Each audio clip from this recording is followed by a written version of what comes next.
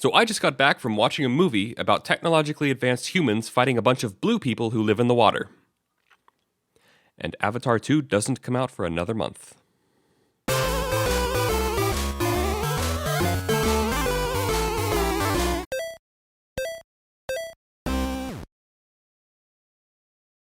Black Panther Wakanda Forever had a lot of things to fulfill. It had to be the sequel to one of the better movies to come out of the MCU, it had to deal with the tragic passing of Chadwick Boseman, and it had to be a good film in its own right. And Ryan Coogler and company all stepped up to the plate for this one. I think that this is one of the most heartfelt, sincere movies to come out of the MCU. As a whole, the movie feels like the production staff was a lot more confident with what they were doing and what this movie was than they were with 2018's Black Panther. And don't get me wrong, this movie has its flaws, which we'll get into in a little bit. But it's far better to confidently make a movie that you're passionate about that ends up having some flaws than to overcautiously try to manufacture a film to please a large audience that's going to end up having flaws anyway. Wakanda Forever has a lot on its mind, and one of the main themes that I pulled from this was the idea of tradition versus technology. What role does tradition have in a world where modern science and technology tell us that all these rituals and beliefs are just neurons firing in our brain to make us feel certain ways? And what role does technology play in a society where tradition has not only worked for individual people, but has worked to hold the society together for over a millennia? And can these two things be reconciled? And the film has a very interesting conclusion on this question that I honestly wasn't expecting in this day and age. The film also talks a lot about grief. A large chunk of the script does revolve around Chadwick Boseman's death. Now, I've heard some people complaining about that, and I was confused by that because as a writer, it's a very, very good idea to take emotional experiences that you personally know and translate them into your work, because it makes for a very genuine and sincere script, which I felt was one of Wakanda Forever's biggest strengths.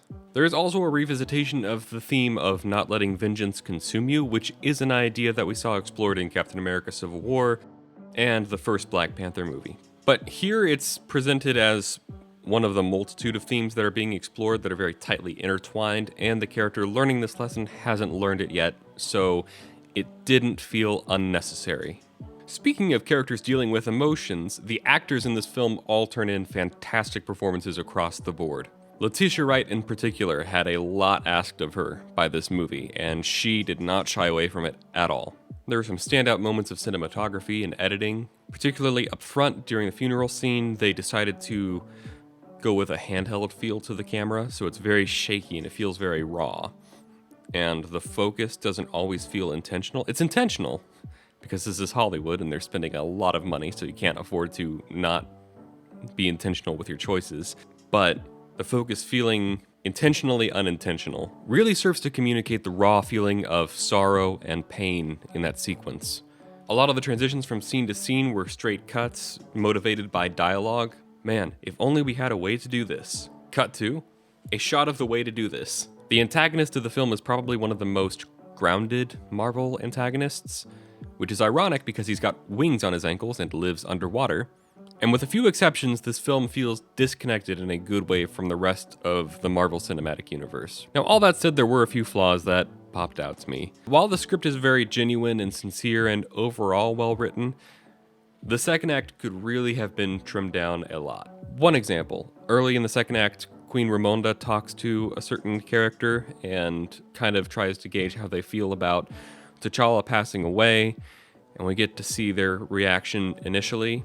And then right at the end of the second act, there's another scene where Okoye sits down with that character as well, and they kind of have the same conversation, and it looks pretty much like this.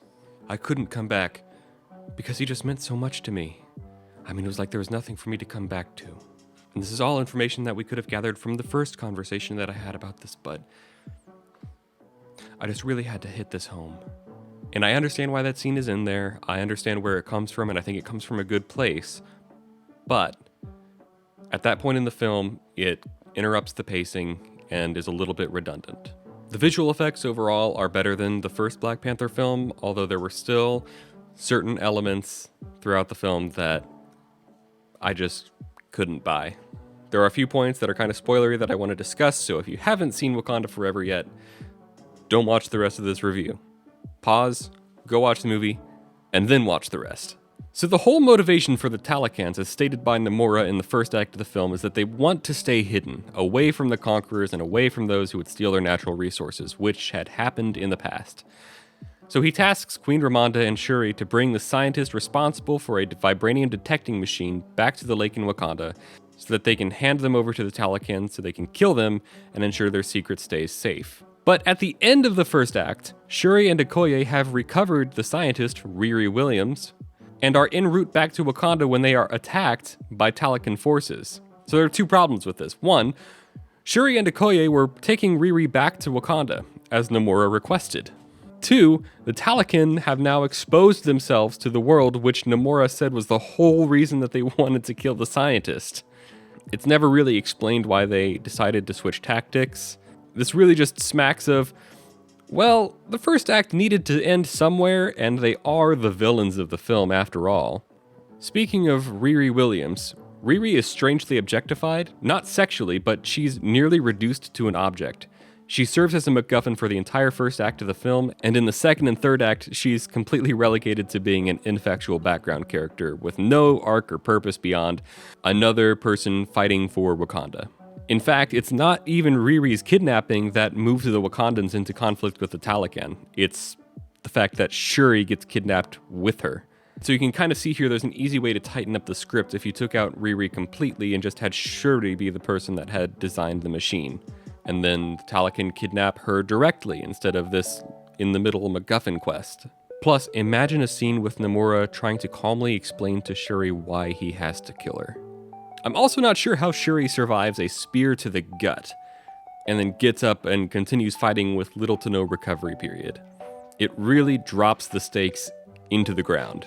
And I thought for a second, maybe it's the magic flower that she took to get the Black Panther powers, but Killmonger had taken the flower in the first movie and still died from a case of gut spear. Anyway, even with all of those flaws, I genuinely enjoyed Black Panther: Wakanda Forever. I think it's a better film than the first Black Panther, and it's probably one of the most personal and genuine films to come out of the MCU so far.